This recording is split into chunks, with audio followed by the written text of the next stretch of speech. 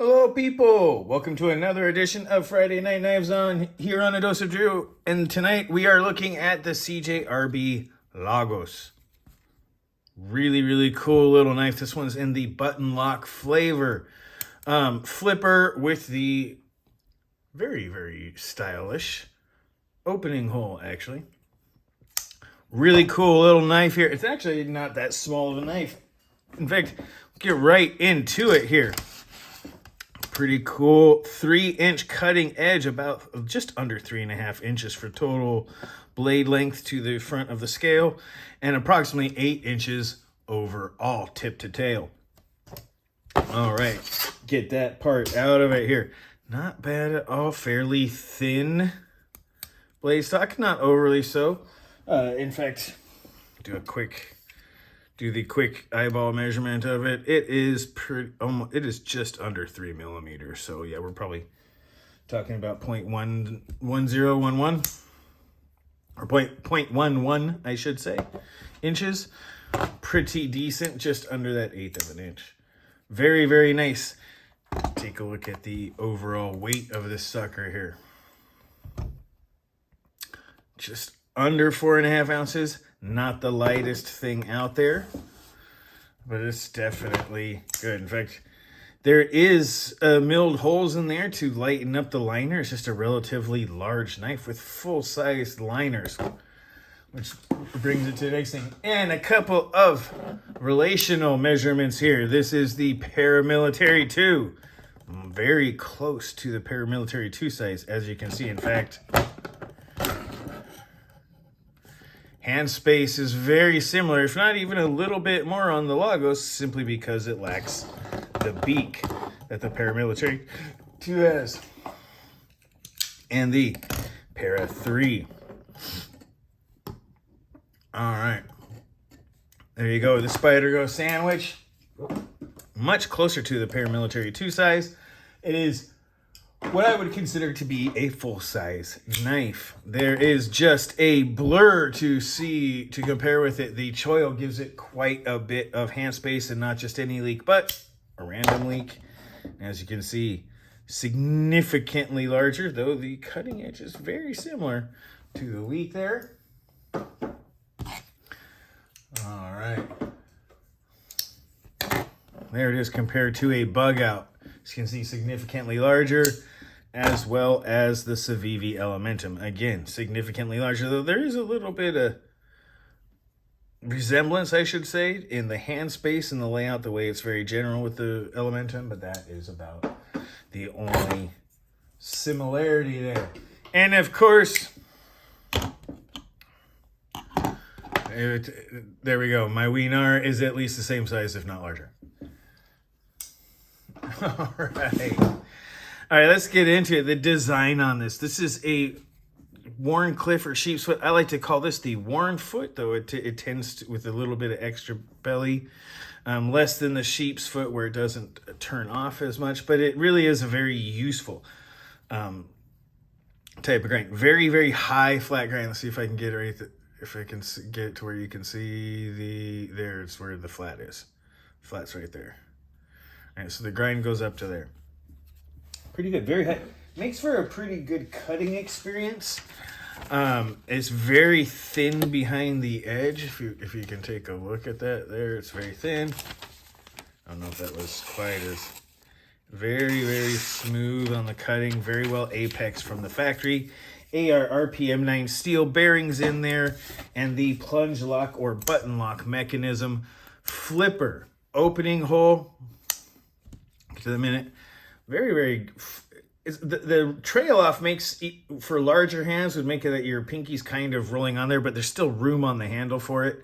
My fingers fit just right in there. I'm a large width glove, medium length, large width, and then choked up on the choil is definitely good. In fact, the shape of this blade is surprisingly good, and the cutout on the design, going into the aesthetics here, follows the kind of the contours as well, giving it not only a good look while it's closed, but also a little bit of personality while open. lock mechanism works great. In fact, one of the things is, like many others, it requires, in order to engage, it to be slightly less, just ever so slightly less, if not exactly flush, in order to fully engage, just slightly less. Which means it just accidentally pushing it with your finger on it won't do it. I rolled off. If you're up in the handle, but if I roll my finger into it, then I have to roll my finger into it to get it just a little bit below. So normal use patterns won't be doing it. In a pinch grip or anything where you're going over, you're really trying to get, you don't have to worry about, it'll get a little loose because it's close, but it won't disengage, and that's an important safety factor to me. Works great in the aesthetics of it, I think, are fantastic. Has personality, has kind of that low bit to it, where it goes high on the, like almost a spoiler, and then goes down low, because it makes it look fast even when it's standing still. I think that's a very nice little design. The mechanics are pretty good. The action is as good as any button lock. One of the only things that I gotta say is the flipper tab actually is kind of a redundancy on here, and it makes, on an otherwise large knife that has such a prominent opening hole and a button lock, the flipper tab is one of those things that I would actually, it's a little bit finicky, and really the opening hole works so much better that the flipper tab would be something I would actually like to see go away. It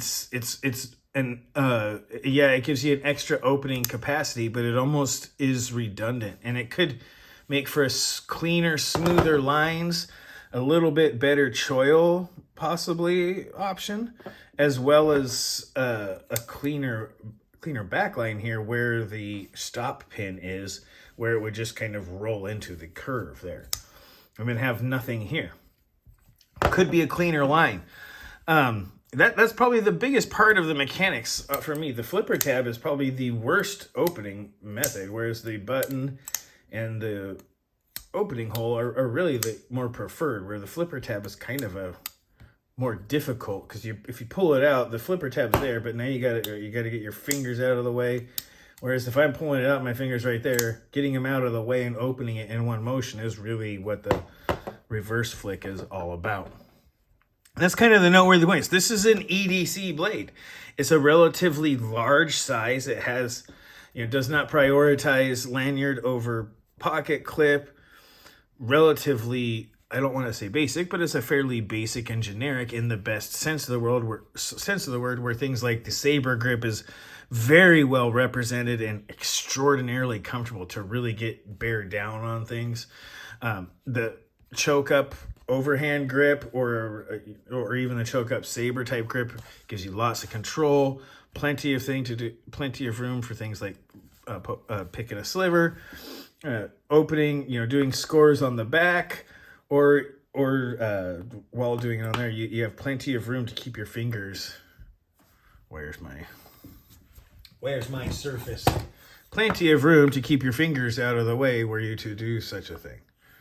Right, so there's all the right angles in there. As an EDC blade, it's great. It is definitely, absolutely a package piercer, a saran wrap slicer, a cardboard carver, and an envelope eviscerator extraordinaire. It does those EDC jobs quite well. And that's really, really what I think this is for. It's got in fact, I think the noteworthy points, the intent and purpose is EDC, but more importantly, the Lagos, it gives it a little style. It has this opening hole that's out. It almost gives it kind of an eye hole look, which, with a little bit of extra, it takes a more, I don't want to say generic, but a more general open lobed type handle and gives it some personality. And that's really interesting. That's something you don't see every day. Having something that looks good, yeah, it's got all the right opening, it's done really well, but the design part, the aesthetics, giving something that is otherwise, a lobed design, which honestly, so something like the Elementum is kind of a lobed handle, and while it's good for being basic, the Lagos is basic and good, and then it has this extra flair where it's got a little personality, and when it's closed you can see how it matches. It has this other design element to it that seems to be a little bit more cohesive and comprehensive to me. It has an idea, it brings it in there, it's got some personality while still effectuating its function outstandingly well, and I think that's really good. It is, for a button lock, it's around the $70 range. It's right in there. Very competitive. The swedge, all of that is great. This blade shape is an EDC wonder. It's fantastic. This will do most of your EDC jobs, from food prep to envelopes to boxes to anything, you know, breaking cardboard down for recycling. Bottles, it's also one of the other things that I really like about something like a Warncliffe or a Sheep's Foot, or the Warren Foot or Sheep's Cliff, is something like a plastic bubble, right? The bubble wrap or bubble packaging where you need to get in there, and the downturn tip really gives you a lot of control while opening one of those. So that's fantastic. And the cost and the value is pretty good. It's a very well built. The plunge lock has high shoulders, so it's got good, very, very good shear strength, which is really what you're looking at for what's holding it. You know, and a lot of shoulders, so that even when partially, like I'm pushing down, I'm not rolling it in there, but I'm just pushing it flush. Even with that loose, I know that there's enough shoulder there to still hold it, and that's good. Great action, drop shut. This is factory. Hasn't been cleaned or lubed yet. Still outstanding. And so the value is really, really high. Now, in this area, I mean, there's other knives that I think are outstanding as well in this area. So there really is a lot of subjective qualities that might make you buy a knife, especially if you're looking for just one knife. But one thing that's really cool about the Lagos is it gives you personality. There's something different about this. I really like something like the Kershaw Covalent, but it is in some ways, it is almost more classic. It has a more classic drop point, a sort of more classic handle. It is very, very general in that sense, and I mean that in a good way. But it gives a personality, something like a Spyderco. Spydercos are unique. You can tell a Spyderco. It has this pinch right here. You know, once you get it in hand, you get it. And the Lagos kind of does the same. Arguably, to me, it has a better eye hole, so to speak. The button lock is as useful as anything else. And with the safety aspect of it, in a left-handed grip, in fact, if I'm going to use my finger as if it was my hand, it won't come undone either, which makes it is a reversible pocket clip. It makes it slightly more ambidextrous. And it has personality. And I actually find that to be good. I expected this to be a well-executed knife. It actually exceeded my expectations. This is a fantastic EDC blade. The toughness and edge retention of the AR RPM 9 is really, really good. The corrosion resistance is as well. I'm not going to say it's the same as 14C28N or 154CM or anything like that, because there's obvious places you can go. For the same tests, 14C28N's tougher, 154CM has better edge retention and arguably possibly better corrosion resistance, depending on what you're looking at. But they're in the same class.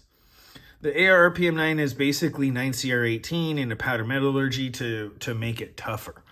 You know, if you make it tougher and you get thinner blade stock, you have this thinness behind the edge that this is going with. In fact, I have a new, to illustrate this, I have a new tool again, and we will use it. Haha. The channel has a digital caliper one more time. All right. So thinness behind the edge with a digital caliper.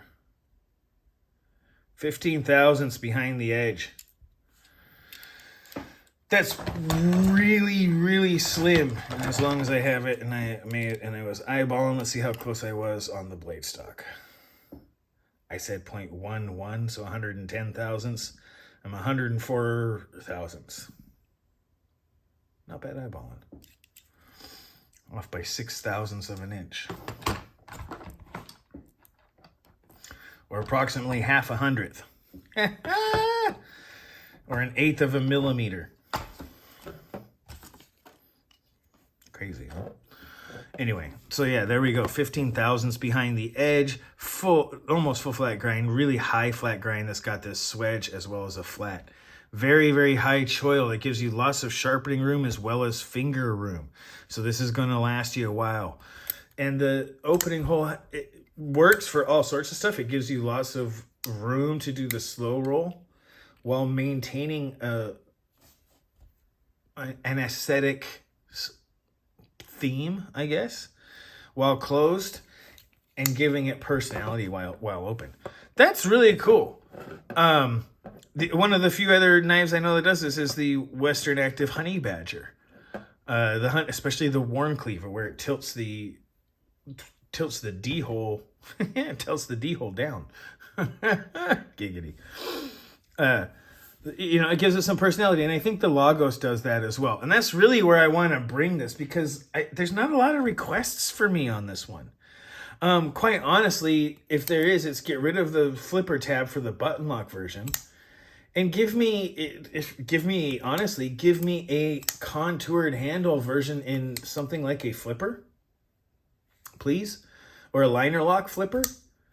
Because yeah, I'll be doing this all day with a liner lock and contoured handles. If there's another knife similar to like what the Echo, where I feel like the Echo is much better with contoured handles and the snappier action of the liner lock, I feel like the Lagos would be able to benefit from a lot of the same.